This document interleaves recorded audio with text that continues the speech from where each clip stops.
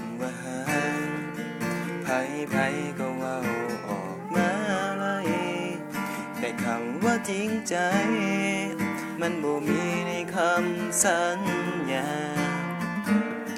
คอยเป็นคนที่หากจริงพอถือเจ้าทิมมาหลายพันแค่แต่ตอนนี้นะมารู้สึกโตก็สายเกินไปหูโตอีกทีเฮานี้ก็สายเกินไปเพราะว่าหัวใจของเจ้านั้นอยู่กับเขามันจบลงแล้วความรักสองเฮาบ่มีอีกแล้วในคำสัญญาโอกาสลาจะไปฮักกับไผก็ไป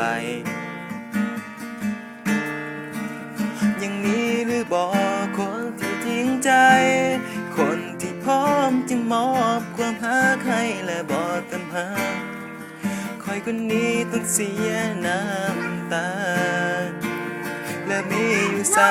คนที่พักดีคนที่มีแต่ความจริงใจและมีอยู่ใส่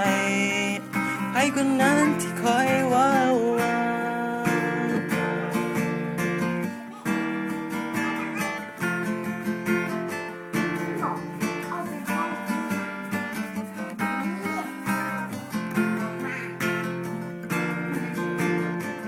ผู้โตอีกทีเฮานี้ก็สายเกินไปเพราะว่าหัวใจของเจ้านั้นอยู่กับเขามาจบลงแล้วความรักสองเฮา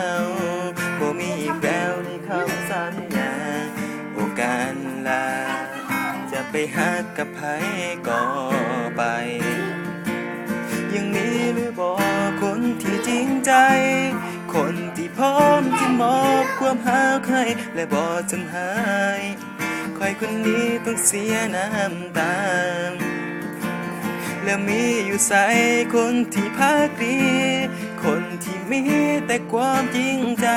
และมีอยู่ใส่ไผคนนั้นที่คอยว้าวมาโอ้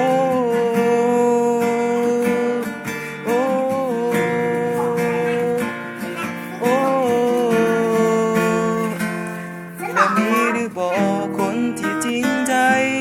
คนที่พร้อมจะมอบความรักให้และบ่ทำให้ใครคนนี้ต้องเสียน้ำตาและมีอยู่ใส่คนที่พักดีคนที่มีแต่ความจริงใจและมีอยู่ใส่คนคนนั้นที่คอยว้าวมาและมีอยู่ใส่คนที่พร้อมจะมอบความรักให้